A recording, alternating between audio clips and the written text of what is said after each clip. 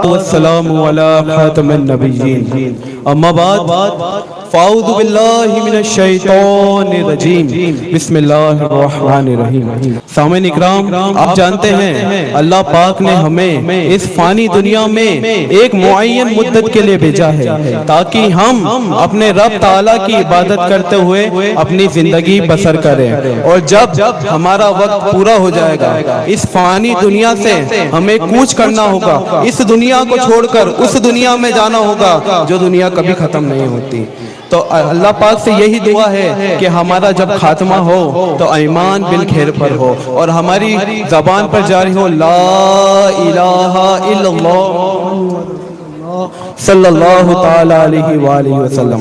सामे इकराम, आज आपके सामने मैयत, गुसल, कफन व जनाजे की नमाज का प्रैक्टिकल तरीका पेश करने आया हूँ। हमारा इस्लाम हमें क्या तरबियत अता फरमाता है, आइए समझते हैं। सबसे पहले जब आप किसी शख्स को नज़ा के आलम में पाए, नज़ा का आलम क्या? नज़ा का आलम वो जब आपको लगे इनका अभी इंतकाल हो जाएगा, वो नज़ा का आलम होता है। नज़ा का आलम बड़ा ही सख्त आलम होता है। तो जब नज़ा का आलम में आप किसी शख्स को पाएं, किसी भी एक शख्स को कहें कि वो यासीन शरीफ की तिलावत करे और बाकी सब बैठ के यासीन शरीफ की तिलावत को समात फरमाए और उसको हल्का सा सीधा कर दे और उसका जो मुंह है वो किबला रू कर दे, मतलब उसका मुंह जैसे यूं है, इस तरीके से है तो काबे की तरफ से उसका मुंह कर दे और घर में सब ला इलाहा इल्लल्लाह सल्लल्लाहु ताला अलैहि वसल्लम की तलकीन करें। तलकीन यानी क्या?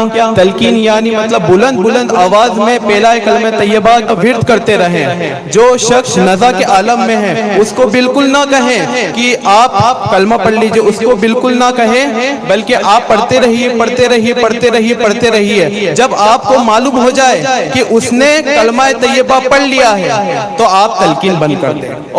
और जब आप पाएं कि जो शख्स नज़ा के आलम में था उसका इंतकाल हो गया है, मतलब मलकुल मौत ने उनकी रूह कब्ज कर ली है, तो अब आपको चाहिए कि सबसे पहले उनको सीधा कर दे। बिल्कुल सीधा करने के बाद उनका जो कहना, एक पट्टी लेनी, पतली पट्टी, उसको यहाँ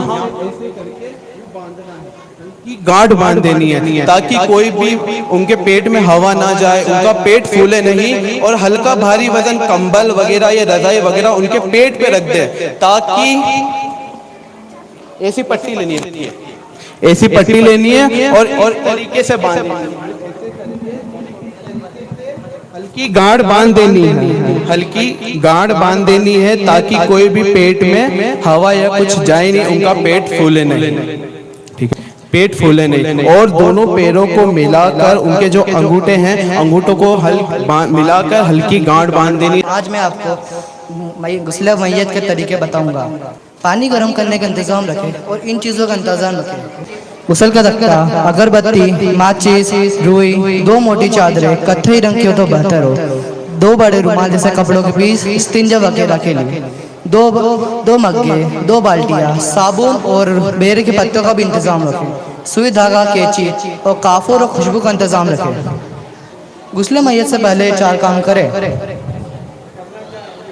गुस्ल के तख्ते को धुनी दे, यानी अगरबत्ती या लोबान जलाकर गुस्ल के तख्ते के गर्द घुमाइए। इस तरीके को 3, 5 या 7 बार करें।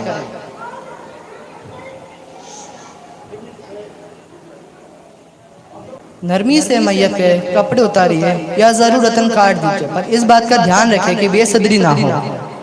नाव से लेकर घुटनों के नीचे तक का हिस्सा गहरे मोटे रंग के कपड़े से ढक दीजिए। गुस्ल मैयत के साथ मुराहल इस्तिंजा करना। इस्तिंजा करने वाला अपने हाथ पर कपड़ा बांध ले या हाथ में ग्लव्स पहन ले। इस तरीके से हाथ में ग्लव्स पहन ले और इस तरीके से हाथ पर कपड़ा बांध ले। वज़ू करना। वज़ू इसमें मुंह या नाक में पानी ना डालकर, लिहाजा रुई भिगोकर होठों,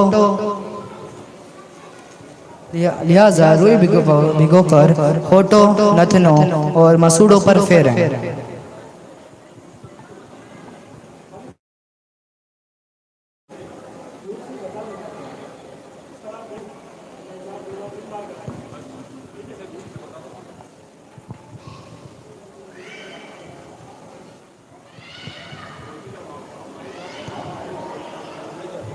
फिर 3 बार हाथ धुलाएं।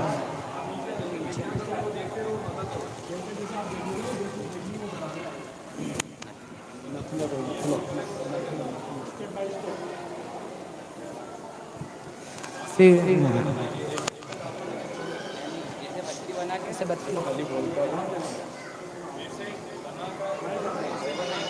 ऐसे बत्ती बनाकर नथनों में डालें। ऐसे बत्ती बनाकर नथनों में नहीं डालें और उनको साफ करें। फिर 3 बार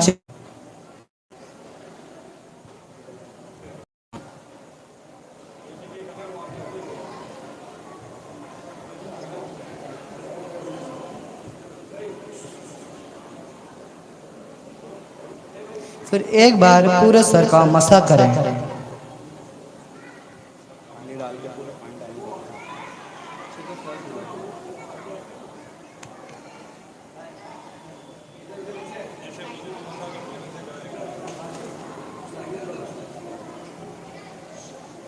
फिर 3 बार दोनों पांव धुलाएं।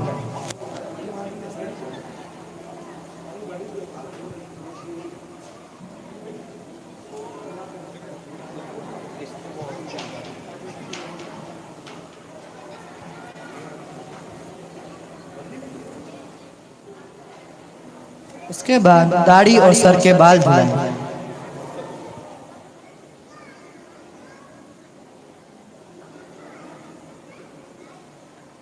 फिर मैयत को गर्मी से सहारा देते हुए पीठ के बल बिठाएं और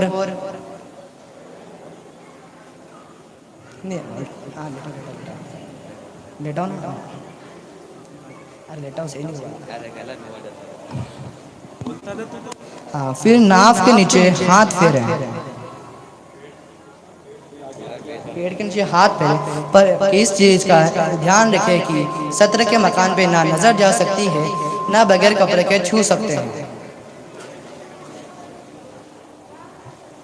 मैयत को उल्टी करवट लेटाकर सीधी करवट धोएं।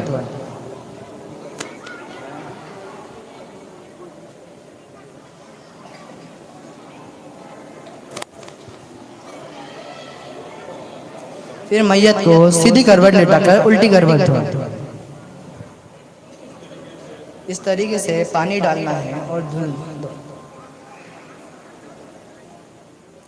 फिर सर से लेकर पैर तक काफूर मिला पानी बहाएं।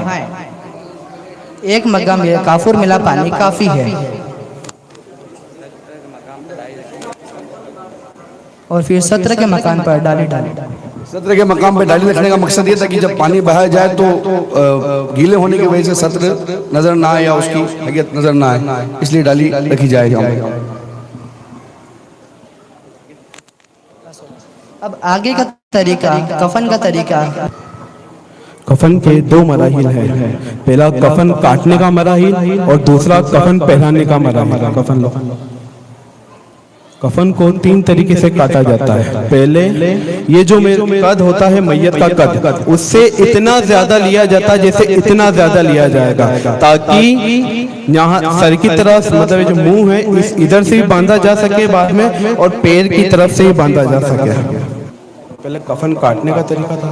होना तो ये चाहिए कि कफन मैयत के हिसाब से लाया जाए और काटा जाए, लेकिन आजकल चूंकि रेडीमेड कफन मिल जाते हैं तो इसलिए हम रेडीमेड कफन ही का पहनाने का तरीका आपको बता रहे हैं। कफन को सबसे पहले धुनी देनी है। जिस तरीके से गुसल के तख्ते को धुनी गई थी 3 या 4 या 5 मरतबा धुनी दी जाती है, उसी तरीके से कफन को भी धुनी देनी है। पहले लिफाफा बिछाना, उसके बाद इजार या तहबंद, फिर उसके बाद कमीज। जी उधर बिछा दे।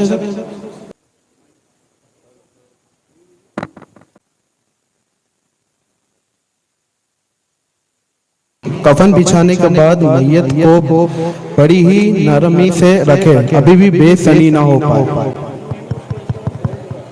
और ये जो कफनी है इसको इस तरीके से फोल्ड कर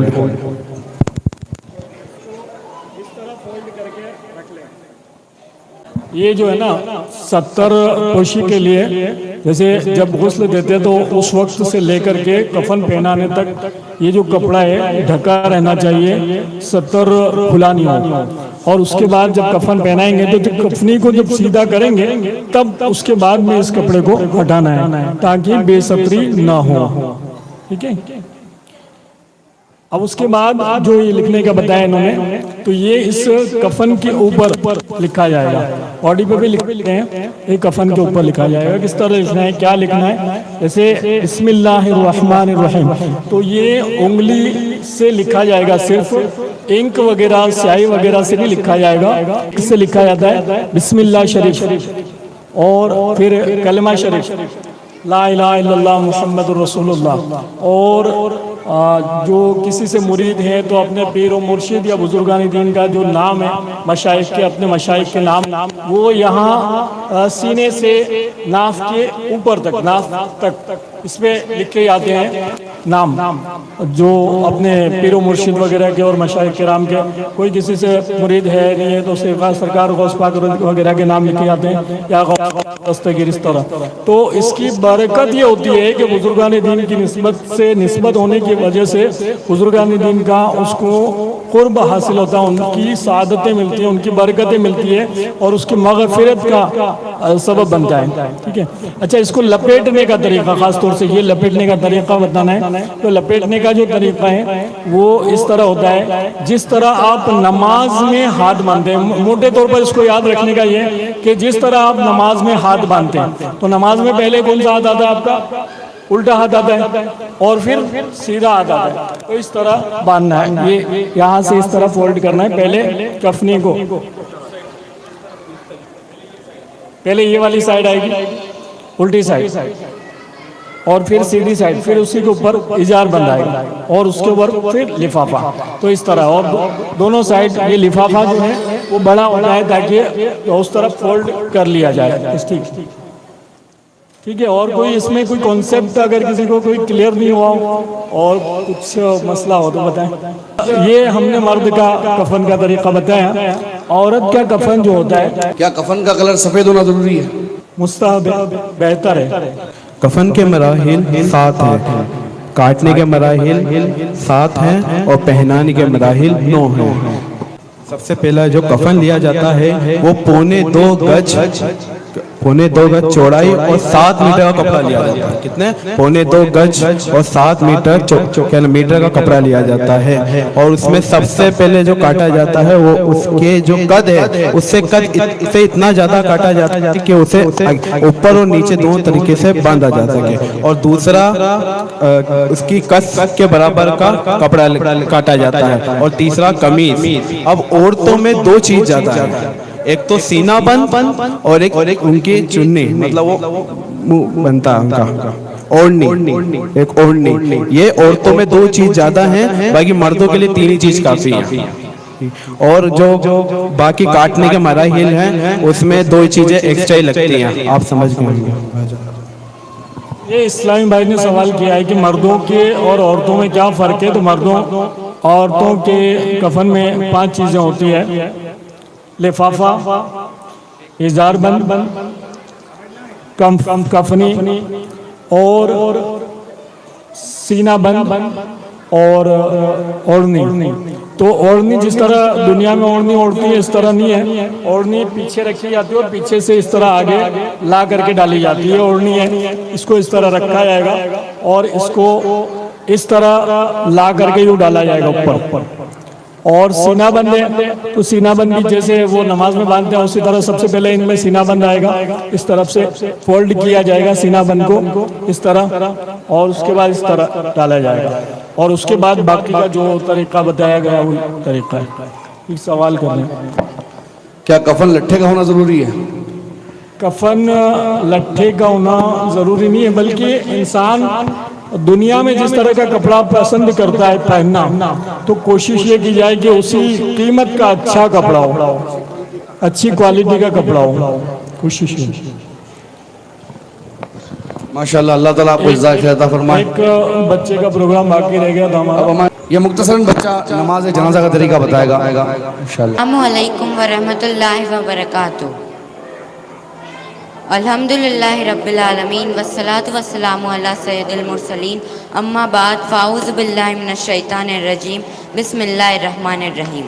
आज मैं आपको इंशाअल्लाह नमाज जनाजा का तरीका और नमाज जनाजा के अरकान बताऊंगा, क्योंकि इसकी बहुत बड़ी फजीलत है। मोमिन को कब्र में जाने के बाद सबसे पहला तोहफ़ा यह दिया जाता है कि उसकी जनाजे नमाज़ा पढ़ने वालों की बख्शिश कर दी जाती है।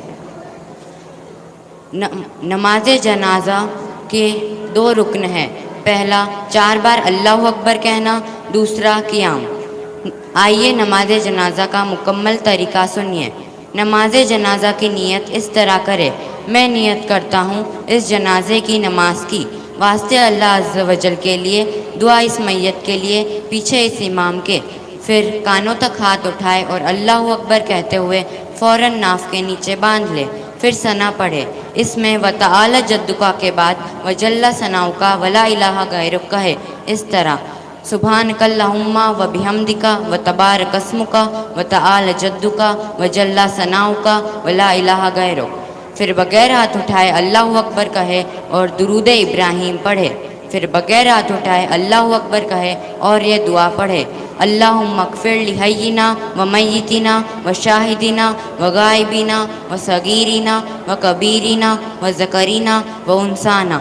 अल्लाहुम्मा मन अहयैतहु मिन्ना फ़अहयिही अलल इस्लाम व मन तवफ़्फ़ैतहु मिन्ना फ़तवफ़्फ़हु अलल ईमान। नाबालिग लड़के और लड़की की जनाजे की दुआ अलग है। इमाम तकबीर बुलंद आवाज़ से करे और मुक्तदी आहिस्ता। बाकी सारे अज़कार इमाम व मुक्तदी दोनों आहिस्ता आवाज़ से कीजिए। दुआ के बाद फिर अल्लाहु अकबर कहे और दोनों हाथ लटका दे और दोनों तरफ सलाम फेर ले। साथ साथ कब्र पर मिट्टी देने की दुआ भी सुन ही लीजिए। मिन्हा खलकनाकुम व फ़ीहा नुईदुकुम व मिन्हा नुखरिजुकुम तारतन नुखरा। इसकी भी बहुत बड़ी फजीलत है। क़यामत के दिन अगर कोई शख्स जहन्नम में जाने वाला हो तो उसके नेकी के नामा अमाल में ये मिट्टी गिर जाएगी और उसके जन्नत में जाने का ज़रिया बन सकती है। जज़ाकल्लाहु खैरा।